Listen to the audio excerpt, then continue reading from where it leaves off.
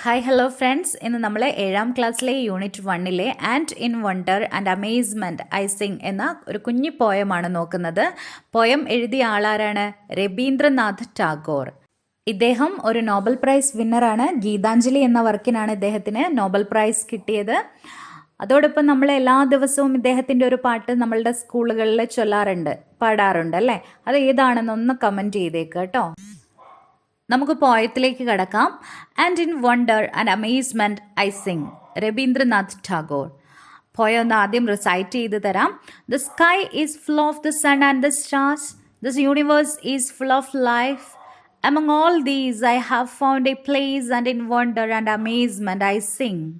The world is swayed by eternity's rushing tide, rising and falling. I have felt its tug in my blood, racing through my veins, and in wonder and amazement I sing. While walking in the woodlands with my feet, I have touched the blades of grass. I have been startled by the flowers' fragrance. They have all maddened my mind. The gifts of gladness and joy are strewn all around, and in wonder and amazement I sing. I have pricked my ears, I have opened my eyes, I have bared my heart to the world. In the midst of the known, I have sought the unknown, and in wonder and amazement I sing. ആദ്യത്തെ വരി നോക്കാം. The sky is full of the sun and the stars. ആകാശത്ത് എന്തൊക്കെയാ ഉള്ളത്? നക്ഷത്രങ്ങളും സൂര്യനുമൊക്കെ ഉണ്ടല്ലേ. സൂര്യൻ എപ്പോഴാണ് വരുന്നത്? പകലാണ് വരുന്നത്. സ്റ്റാർസ് രാത്രിയിലാണ് നമുക്ക് കാണാൻ സാധിക്കുന്നത്. അപ്പം പകലും രാത്രിയും നമ്മളുടെ ജീവിതത്തിലും ഇതുപോലെ പകലും രാത്രികളും ഉണ്ടല്ലേ. അതായത് ദുഃഖങ്ങളും സന്തോഷങ്ങളും ഒക്കെ ഉണ്ട്. അങ്ങനെ ഒരു മീനിങ് കൂടി കവി ഇവിടെ പറയുകയാണ്. അടുത്ത line, the universe is full of life. അല്ലേ, യൂണിവേഴ്സ് എന്ന് പറയുന്നത്, ഈ പ്രപഞ്ചം എന്ന് പറയുന്നത് മുഴുവനും ജീവനുള്ളതാണ്. ഓരോ മുക്കിലും മൂലയിലുമൊക്കെ ഓരോ ജീവനുണ്ട്. ഫുൾ ഓഫ് ലിവിങ് തിങ്സ് ആണുള്ളത്. പിന്നെയോ എനർജി ഉണ്ട്, അതായത് ഊർജമുണ്ട്. അടുത്ത line, among all these I have found A place, and in wonder and amazement I Singh. അപ്പോൾ ഈ പ്രപഞ്ചത്തിൽ ഒരു കുഞ്ഞി പ്ലേസ് ഞാനും കണ്ടുപിടിച്ചിട്ടുണ്ട്. ഇത്രയും വലിയ പ്രപഞ്ചത്തിൽ ഞാനും എൻ്റേതായ കുറച്ച് സ്ഥലം കണ്ടെത്തിയിട്ടുണ്ട്. തനിക്കും ഒരു സ്ഥാനമുണ്ട് ഈ പ്രപഞ്ചത്തിൽ എന്നാണ് കവി പറയുന്നത്.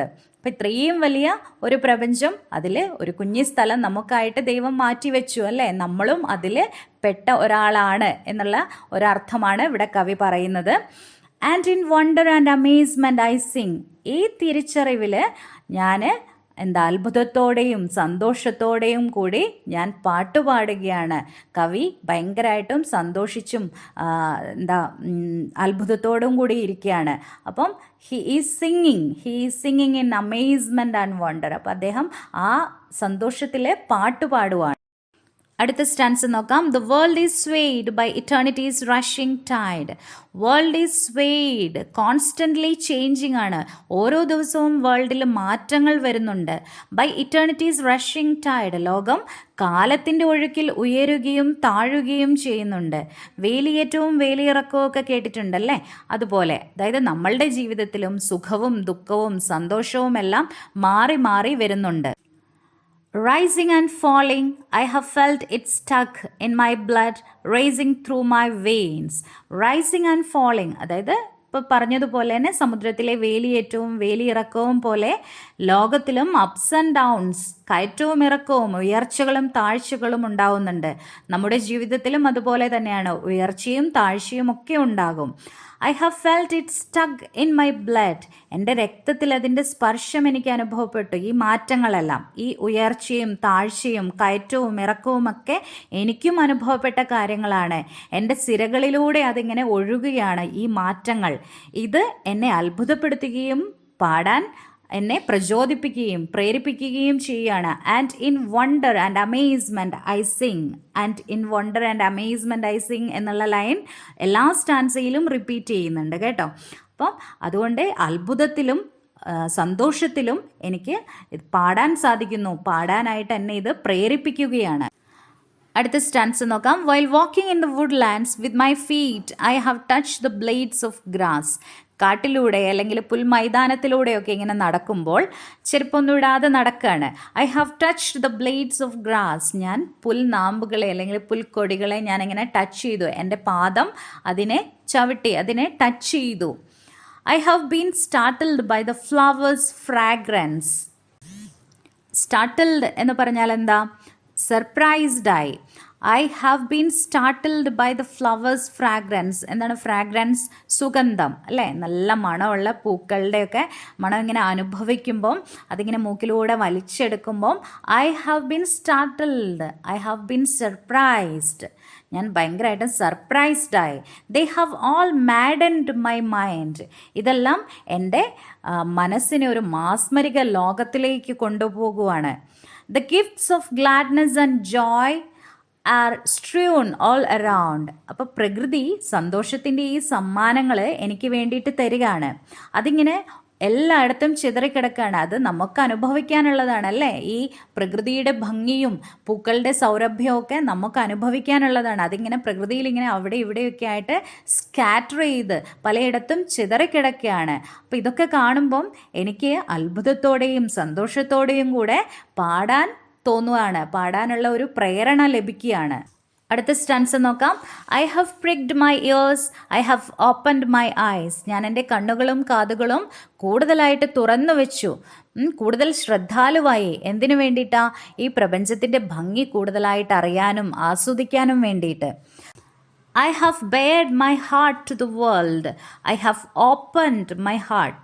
എൻ്റെ ഹൃദയത്തെ ഞാൻ തുറന്നു വെച്ചു. എന്തിനു വേണ്ടിയിട്ടാ? ഈ പ്രപഞ്ചത്തെ അല്ലെങ്കിൽ പ്രകൃതി ഭംഗി കൂടുതലായിട്ട് ആസ്വദിക്കാൻ വേണ്ടി. In the midst of the known, I have sought the unknown.